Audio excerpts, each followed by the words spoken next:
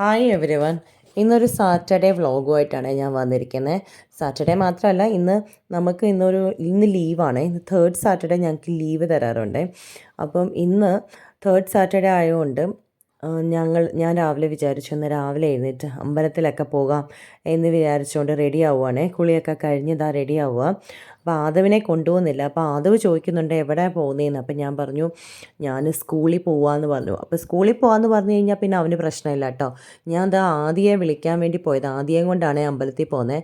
ആദിയെ വിളിക്കാൻ പോകുന്ന ഗ്യാപ്പിൽ നോക്കിക്കേ അവനത് തുറന്ന് അതിനകത്ത് എൻ്റെ മേക്കപ്പ് സാധനങ്ങളൊക്കെ ഉണ്ടല്ലോ, അപ്പോൾ അതിനകത്തെല്ലാം കൈയിടും. അതൊക്കെ അവന് ഭയങ്കര ഇഷ്ടമാണ്. എന്തൊക്കെയാണ് ഉള്ളതെന്ന് മുഖത്തിടുന്ന ക്രീമും ലിപ്സ്റ്റിക്കും ഇതൊക്കെ എടുക്കാൻ അവന് ഭയങ്കര ഇഷ്ടമാണ്. ഞാൻ ഇങ്ങനെ നോക്കുമായിരുന്നു. ലിപ്സ്റ്റിക്കൊക്കെ എടുത്തിട്ട് അങ്ങനെ തുറന്നിട്ട് അടയ്ക്കുവേ. അപ്പോൾ എനിക്ക് അതിൽ ഇറങ്ങാൻ പറഞ്ഞിട്ട് ഇറങ്ങുന്നേ ഇല്ല. അപ്പം നോക്കിക്കേ, മിറർ നോക്കാൻ വേണ്ടി ഞാൻ മിററിൻ്റെ സൈഡിൽ പോയി നിന്നിട്ടാണ് ഞാൻ ഒരുങ്ങിക്കൊണ്ടിരിക്കുന്നത്. അങ്ങനെ അവൻ അവിടെ തന്നെ നിൽക്കുകയാണ്.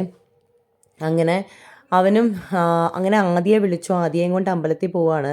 എന്താണെന്ന് വെച്ചാൽ അവനും പബ്ലിക് എക്സാം തുടങ്ങാൻ പോകുന്ന, അവൻ 10th അപ്പോൾ അവൻ്റെ എക്സാമൊക്കെ തുടങ്ങാൻ പോവാണ്. അപ്പോൾ അന്ന് അവനെയും കൊണ്ട് അമ്പലത്തിലൊക്കെ ഒന്ന് പോയി തൊഴിയിക്കാൻ പിന്നെ സമയം കിട്ടില്ലല്ലോ. അത് കാരണം അവനോട് റെഡിയാകാൻ പറഞ്ഞിട്ടുണ്ട്. കുറേ കഷ്ടപ്പെട്ടാണ് രാവിലെ എഴുന്നേറ്റ് കുളിച്ചത്. അമ്പലത്തിലൊക്കെ പോകാമെന്ന് പറഞ്ഞാൽ അവനൊട്ടും ഇഷ്ടമല്ല. എന്നാലും ഞാൻ നിർബന്ധിച്ച് കൊണ്ടുപോവാണ്. നമ്മൾ താൻ പാതി ദൈവം പാതി എന്നൊക്കെ പറയുമല്ലേ, എന്ന് പറഞ്ഞ പോലെ നമ്മൾ കഷ്ടപ്പെടണം. അതിൻ്റെ കൂടെ അമ്പലത്തിലും കൂടെ പോയി ഒന്ന് പ്രാർത്ഥിച്ചേക്കാമെന്ന് വിചാരിച്ചു അവനെയും കൊണ്ട്. അങ്ങനെ ഞങ്ങൾ പോവുക. ഞങ്ങൾ റെഡിയായി. ഇവിടെ അടുത്ത് തന്നെയുള്ള ബാനസവാടി അയ്യപ്പ ടെമ്പിളാണ് ഞങ്ങളുടെ അടുത്തുള്ള അമ്പലം. അപ്പോൾ അവിടത്തേക്ക് പോവുക ഞങ്ങൾ രണ്ടുപേരും കൂടെ. അങ്ങനെ ആദവിനോട് പറഞ്ഞു അമ്മയ്ക്കും ചേട്ടയ്ക്കും സ്കൂളുണ്ടെന്ന് പറഞ്ഞിട്ടാണ് പോകുന്നത്. അപ്പോൾ അങ്ങനെ ഞങ്ങൾ ഇറങ്ങി. ഇതാണ് അമ്പലം. അമ്പലത്തിലേക്ക് എത്താറായി. ഇത് ബാനസവാടി അയ്യപ്പ ടെമ്പിൾ. ഇന്ന് ആക്ച്വലി സാറ്റർഡേ ശ്രീയില്ലേ, ചേട്ടൻ്റെ മോനുണ്ട്, ശ്രീമോനും പബ്ലിക് എക്സാം ഇന്ന് അവന് തുടങ്ങും. പക്ഷേ ഈ സാറ്റർഡേ അവന് തുടങ്ങും. പക്ഷേ ആദ്യമൊക്കെ 18th. അങ്ങനെ അമ്പലത്തിൽ ചെന്നു. അവിടെ ചെന്നപ്പോഴത്തേക്ക് ഇത് കണ്ടോ, ഇവരൊരു ഡൊണേഷൻ ടീം അവിടെ നിന്നിട്ട് ഡൊണേഷൻ്റെ കാര്യങ്ങളൊക്കെ ചോദിക്കുന്നുണ്ടായിരുന്നു. ഏതൊരു ബ്ലൈൻഡ് സ്കൂളിലേക്ക് ഫുഡിനാന്ന് പറഞ്ഞിട്ട്. അപ്പോൾ അതൊക്കെ കൊടുത്തതാണ്. നമ്മൾ കാലൊക്കെ കഴുകി അമ്പലത്തിൽ കയറി നെയ്വിളക്കൊക്കെ കത്തിച്ച് അങ്ങനെ പ്രാർത്ഥിച്ചു അമ്പലത്തിലൊക്കെ. പിന്നെ അകത്തോട്ടുള്ള അധികം വീഡിയോസൊന്നും ഞാൻ എടുത്തിട്ടില്ല. എന്ന് വെച്ചാൽ അവിടെ മൊബൈൽസ് അലൗഡ് അല്ലല്ലോ. പിന്നെ എന്തിനാന്ന് വെച്ച് ചെയ്തില്ല. ഇത് കണ്ടോ, ശിവരാത്രിയുടെ ഇതൊക്കെയുള്ള വഴിപാടിൻ്റെയൊക്കെ കാര്യങ്ങൾ ഇതിൽ ഇട്ടിട്ടുണ്ട്. അങ്ങനെ ഞങ്ങൾ അമ്പലത്തിലെ പ്രാർത്ഥനയൊക്കെ കഴിഞ്ഞിറങ്ങിയപ്പം ഭയങ്കര വിശപ്പ് കേട്ടോ. ഞങ്ങൾക്ക് രണ്ടുപേർക്കും വിശക്കുമായിരുന്നു.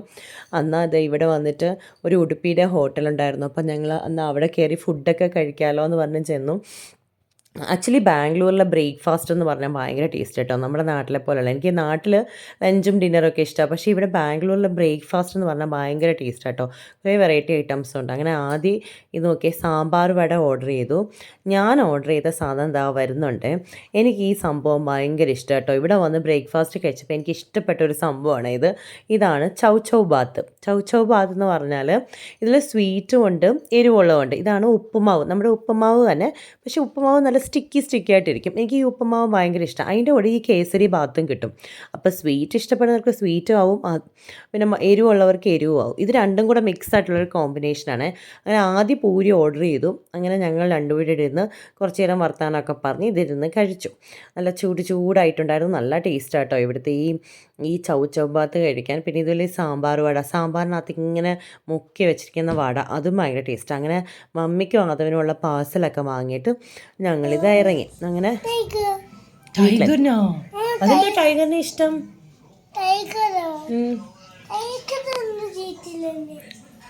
ഒന്നും ചെയ്യത്തില്ല അതവനെ.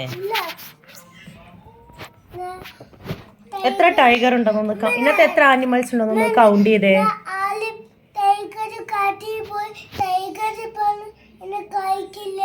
പറഞ്ഞോ, ഇതിനകത്ത് എത്ര ഗിറ്റാർ ഉണ്ടെന്നൊന്ന് കൗണ്ട് ചെയ്തേ.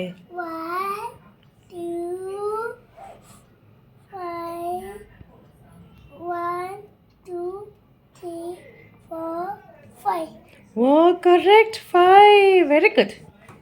5. ഏതാ നമ്പർ 5 എന്ന് തൊട്ട് കാണിച്ചേ. ഇതിനകത്ത് എവിടെയാ 5 ഉള്ളത് നോക്കിക്കേ. എവിടെയാ 5 എന്നുള്ളത്? അതേതാ? 5. കറക്റ്റ്. അതവനറിയാമല്ലോ.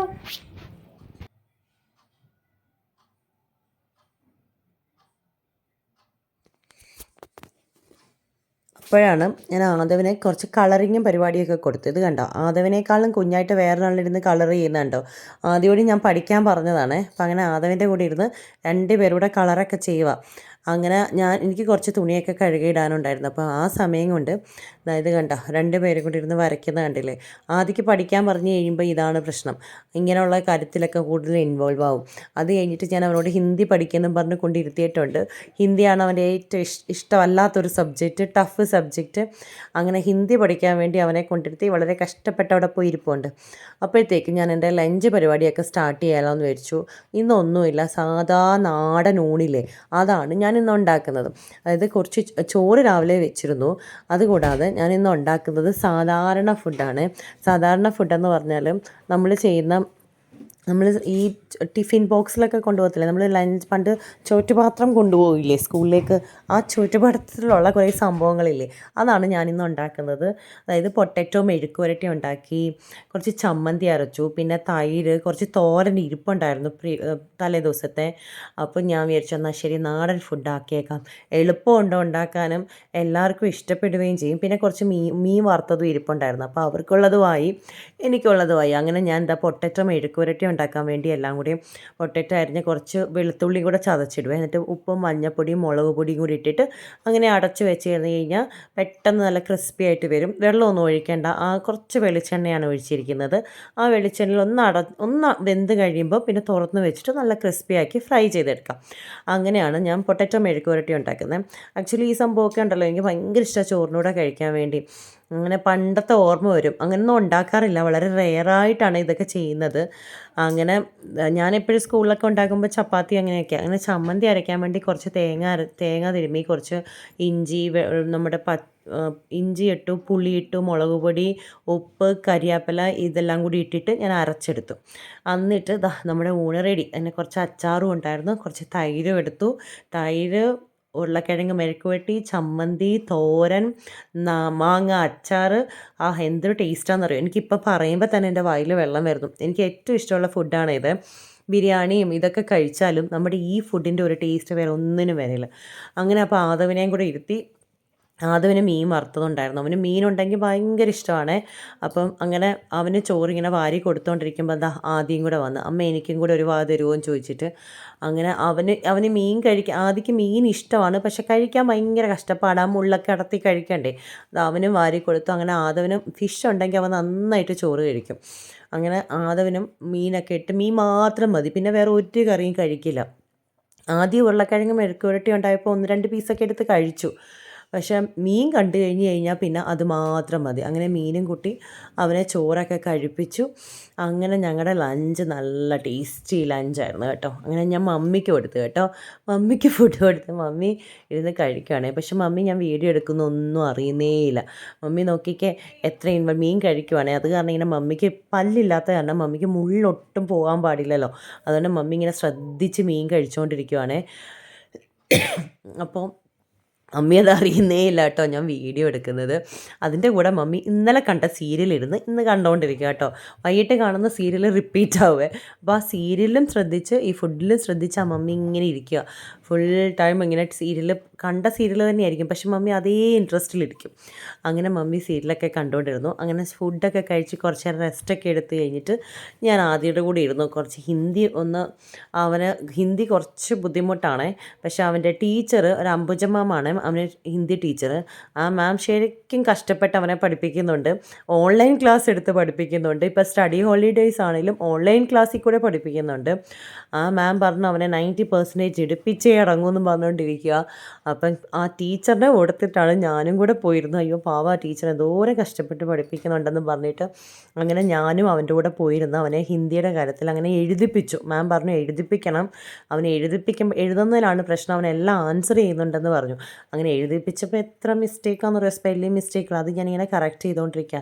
അപ്പോൾ ആദവും അവിടെ വന്നിരുന്നു. അപ്പോൾ അവൻ എന്നിട്ട് എൻ്റെ ഒരു ഫോൺ കൊടുക്കുകയും ചോദിച്ചു. അപ്പോൾ അവൻ ശല്യം ചെയ്യണ്ടാലോ എന്ന് പറഞ്ഞിട്ട് അത് അവന് ടാബ് എടുത്ത് കൊടുത്തിട്ടുണ്ട്. അത് നോക്കിക്കൊണ്ട് അവൻ ഇരിക്കുന്നുണ്ട് കുറച്ച് നേരത്തേക്ക്.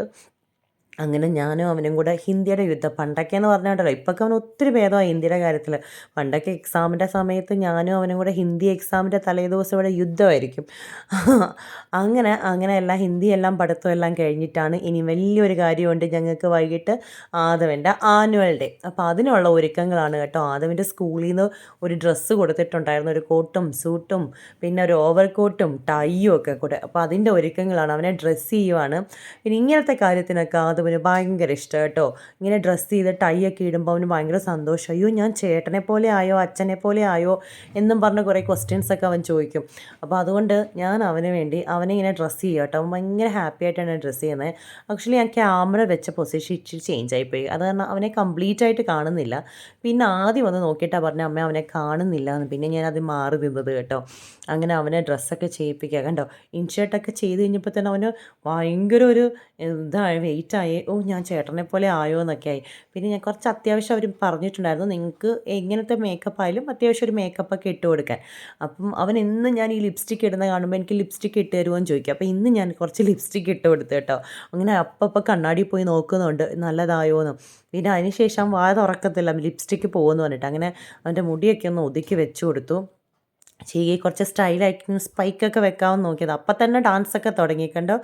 അപ്പോൾ ഞാൻ സ്മൈൽ ചെയ്യാൻ പറഞ്ഞപ്പോൾ സ്മൈൽ ആക്ഷനോടെ സ്മൈലൊക്കെ ചെയ്ത് അങ്ങനെ ആ ഡ്രസ്സൊക്കെ ഇട്ട് ഒപ്പിച്ച് അത് കഴിഞ്ഞ് ഞങ്ങൾ റെഡിയായി. അങ്ങനെ ഞാനും അവന് മാച്ചിങ് ആയിട്ടുള്ള ഡ്രസ്സൊക്കെ ഇട്ടിട്ട് ഞങ്ങൾ ഇറങ്ങി. അങ്ങനെ ഹസ്ബൻഡ് വരുന്നില്ല, ഹസ്ബൻഡ് അന്ന് ഭയങ്കര ബിസിയാണ്, ലേറ്റ് ആവുമെന്ന് പറഞ്ഞു, വരാൻ പറ്റുമോ എന്ന് അറിയത്തില്ല എന്ന് പറഞ്ഞു. അങ്ങനെ ആദിയേയും കൊണ്ടാണ് പോകുന്നത് കേട്ടോ. ഞാനും ആദിയും ആദവും കൂടെയാണ് പോകുന്നത്. വളരെ അടുത്ത് തന്നെയാണ്, 1 മണിക്കൂറിൻ്റെ പ്രോഗ്രാമേ ഉള്ളൂ. അത് കാരണം സാരമില്ല, ആദ്യമോട് ഞാൻ പറഞ്ഞു വരൂ. ആദ്യം ചോദിച്ചു വരണോ വേണ്ടയോ എന്നൊരു ക്വസ്റ്റ്യനൊക്കെ ഉണ്ടായിരുന്നു, കാരണം എക്സാം അല്ലേ പഠിക്കേണ്ടത്. പിന്നെ ഞാൻ പറഞ്ഞു സാരമില്ല ബാ എന്ന് പറഞ്ഞാൽ ആദ്യം കൂടെ കൊണ്ടുപോവുകയാണ്. അങ്ങനെ മമ്മിക്ക് ബൈയൊക്കെ പറഞ്ഞ് ആദ്യം ഇറങ്ങി. അങ്ങനെ ഞങ്ങൾ ഡാൻസിൻ്റെ പ്രോഗ്രാമിന് പോയിക്കൊണ്ടിരിക്കുവാണ്. അവൻ ഭയങ്കര എക്സൈറ്റഡ് ആണ്, കാരണം ഈ ഡ്രസ്സൊക്കെ ആയിട്ട് ഇങ്ങനെ പോകുന്നതിൻ്റെ ഭയങ്കര എക്സൈറ്റഡ് ആണ്. അങ്ങനെ ഞങ്ങളിതാ സ്കൂളിലെത്തി. ആക്ച്വലി അവരുടെ സ്കൂളിൽ വെച്ചല്ല നടത്തുന്നത്, വേറൊരു സെൻറ്ററിൽ വെച്ചിട്ടാണ് ഈ ഈ പ്രോഗ്രാം നടത്തുന്നത്. അങ്ങനെ ഇത് കണ്ട 10th ആനുവൽ ഡേ എന്ന് പറഞ്ഞാൽ IJ ജൂനിയേഴ്സ് എന്നാണ് അവരുടെ സ്കൂളിൻ്റെ പേര്. അവിടെ ചെന്ന് കഴിഞ്ഞപ്പം അവർ അകത്തോട്ട് കയറാൻ പറഞ്ഞു. അപ്പം കുട്ടികളൊക്കെ വരുന്നുള്ളൂ, 4:30ക്ക് റിപ്പോർട്ട് ചെയ്യണമെന്ന് പറഞ്ഞിരുന്നു. അപ്പം ഞങ്ങളൊരു 15 മിനിറ്റ്സ് ഏർലിയാണ് എത്തിയത്. അപ്പോൾ കുട്ടികളൊക്കെ വന്നുകൊണ്ടിരിക്കുന്നതേ ഉള്ളായിരുന്നു. അവിടെ ചെന്ന് കഴിഞ്ഞപ്പോഴത്തേക്ക് ആദവിന് ഭയങ്കര സങ്കടമായി. അമ്മ പോവോ, അമ്മ ഇവിടെ കാണുമോ, മാമിൻ്റെ അടുത്ത് കൊടുത്തിട്ട് പോവോ, അമ്മ ഇവിടെ ഡാൻസ് കാണണേ. എന്നിട്ട് അവിടെ പോയി ഇരുന്ന് കഴിഞ്ഞപ്പോൾ അവന് ഭയങ്കര സങ്കടമായി കേട്ടോ. ഞാൻ ഡാൻസ് കളിക്കത്തില്ല എന്ന് പറഞ്ഞ് കരയാനൊക്കെ തുടങ്ങി. അന്ന് സ്പോർട്സ് ഡേക്ക് പോയപ്പോൾ ഇതുപോലെയായിരുന്നു, ഭയങ്കര കരച്ചിലായിരുന്നു. കാരണം ഞങ്ങൾ കൊണ്ടുപോകുമ്പോൾ എപ്പോഴും ഞങ്ങൾ കാണില്ലല്ലോ. അപ്പോൾ അച്ഛനോ അമ്മയോ കണ്ടു കഴിഞ്ഞാൽ പിന്നെ ഭയങ്കര സങ്കടമാണ്. പിന്നെ മാമിനെ കണ്ട് മാം ഇങ്ങനെ വിളിച്ചതും അവൻ ഒരു പ്രശ്നമില്ലാതെ അങ്ങനെ കയറിപ്പോയി കേട്ടോ. ഭയങ്കര ഹാപ്പി ആയിട്ട് അങ്ങനെ തിരിഞ്ഞൊന്നും നോക്കിയതേയില്ല. അങ്ങനെ മാമിനെ കണ്ടതും അവൻ ഭയങ്കര സൈലൻ്റ് ആയിട്ട് പോയി. I really wonder how my 10 years have gone by with the little ones. A little insight about IJ Juniors as to how I started IJ Juniors was for my daughter who's sitting here, who's 13 years old right now. I was looking out for daycare for her, and right then Banjara layout is not as what you see now. So what I required I didn't get. So I did my training and I wanted to give the parents as to what I was looking out for in a daycare and in a preschool for my child. So that's how IJ Juniors started. We started with 3 kids. I still remember their names: Harith, Parth and Shravya. All of them who I keep in touch with. They're all teenagers now, and it brings me immense joy to see them grow up into young teens and to see them grow and successful in life. അങ്ങനെ ആദവിൻ്റെ dance programme സ്റ്റാർട്ടാവുന്നുണ്ട്. ഇത് കണ്ടോ, ഒരു പെയറായിട്ട് നിൽക്കുന്നുണ്ട് കണ്ടോ. Actually ഞാനിത് ഈ video ഇടുമ്പോൾ അവൻ്റെ ഫുൾ ഡാൻസും ഞാൻ അവരുടെ ആ റിയൽ പാട്ട് വെച്ചിട്ടാണ് ഇട്ടത്. പക്ഷേ എന്താണെന്ന് വെച്ചാൽ അതിൽ കോപ്പിറൈറ്റ് വരുന്നുണ്ട്. ഈ പാട്ട് ഇട്ട് കഴിഞ്ഞാൽ കോപ്പിറൈറ്റ് വരും. അങ്ങനെ നോക്കിക്കേ, ആദവും ഇതാണ് ആദവിൻ്റെ കൂടെ ഇരിക്കുന്ന പെയറായിട്ടിരിക്കുന്ന ആ കുട്ടി. അങ്ങനെ ഞാൻ ആദ്യം വിചാരിച്ചിട്ടുണ്ടല്ലോ സ്റ്റേജിലൊക്കെ കയറുമ്പോൾ കുറച്ചുകൂടെ കരയുമായിരിക്കുമെന്ന്. ലാസ്റ്റ് ടൈം ഇതുപോലെ തന്നെയായിരുന്നു. പ്ലേ ഹോമിൽ പഠിക്കുമ്പോഴും ഇതുപോലെ ഉണ്ടായിരുന്നു. പക്ഷെ അന്നേരം കരഞ്ഞില്ല, സ്റ്റേജിൽ കയറി, പക്ഷെ അത്ര നന്നായിട്ട് കളിച്ചില്ല. പക്ഷേ ഈ പ്രാവശ്യം കുറച്ചുകൂടെ നന്നായി കളിക്കുന്നുണ്ട് കേട്ടോ.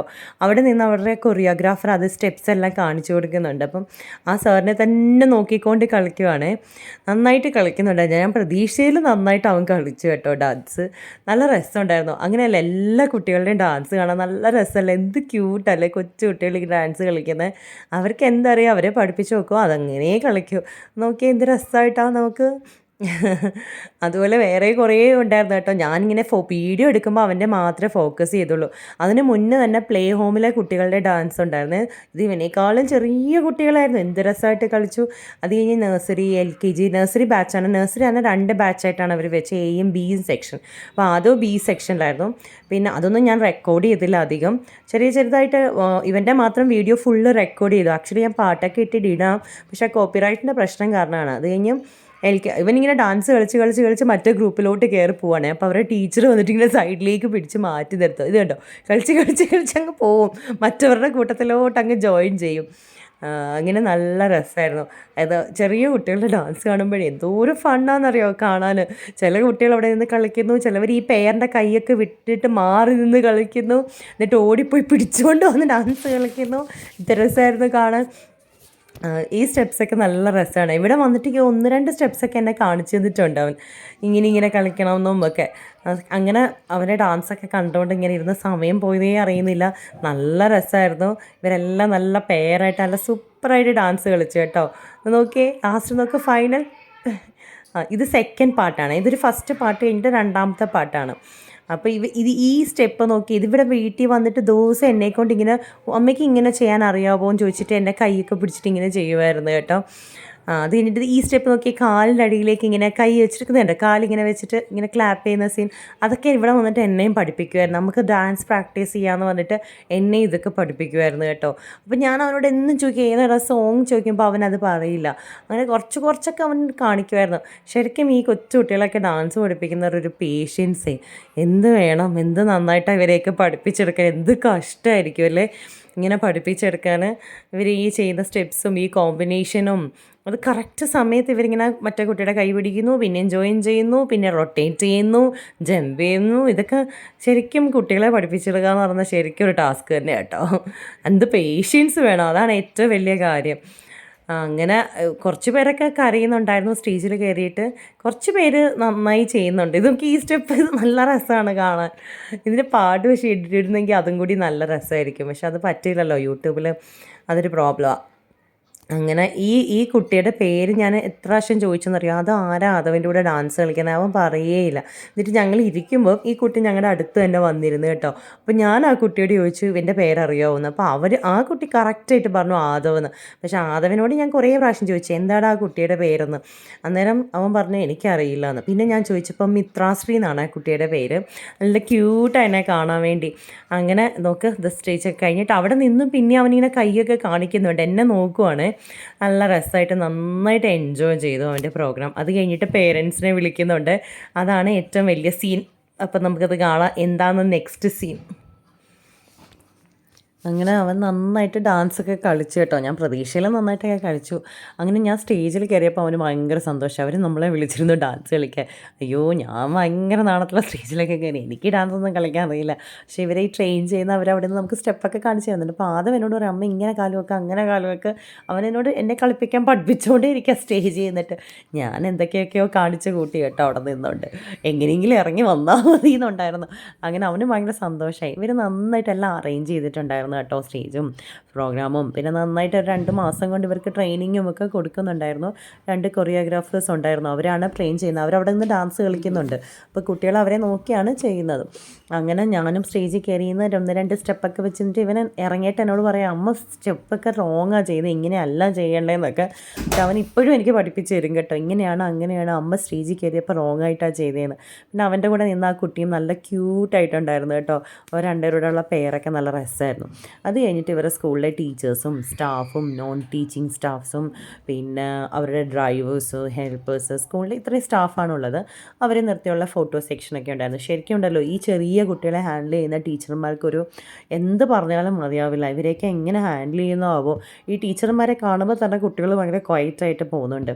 അങ്ങനെ നല്ലതായിട്ടുള്ള ആനുവൽ ഡേ. അത് കഴിഞ്ഞിട്ടാണ് ലാസ്റ്റ് ആയപ്പോഴാണ് ഹസ്ബൻഡ് വന്നത്. അപ്പോൾ ഇവർക്കൊരു സ്നാക്സൊക്കെ കൊടുക്കുന്നുണ്ടായിരുന്നു. അങ്ങനെ ആ സ്നാക്സൊക്കെ വാങ്ങിയിട്ട് ഹസ്ബൻഡും ഹസ്ബൻഡിനെ കണ്ടപ്പോൾ പിന്നെ പിന്നെ അത് ഭയങ്കര സന്തോഷമായി അച്ഛൻ വന്നു എന്ന് പറഞ്ഞിട്ട്. അങ്ങനെ ഞങ്ങളുടെ പ്രോഗ്രാം എല്ലാം കഴിഞ്ഞു. അങ്ങനെ ഒരു സാറ്റർഡേ ഇന്ന് അവസാനിച്ചു. അപ്പോൾ എല്ലാവരും വീഡിയോ കാണണം. നല്ലൊരു ദിവസമായിരുന്നു. എല്ലാവരും വീഡിയോ കാണണം, സബ്സ്ക്രൈബ് ചെയ്യണം, ലൈക്ക് ചെയ്യണം, കമൻറ്റ് ചെയ്യണം. Thank you. നെക്സ്റ്റ് വീഡിയോയിൽ കാണാം കേട്ടോ.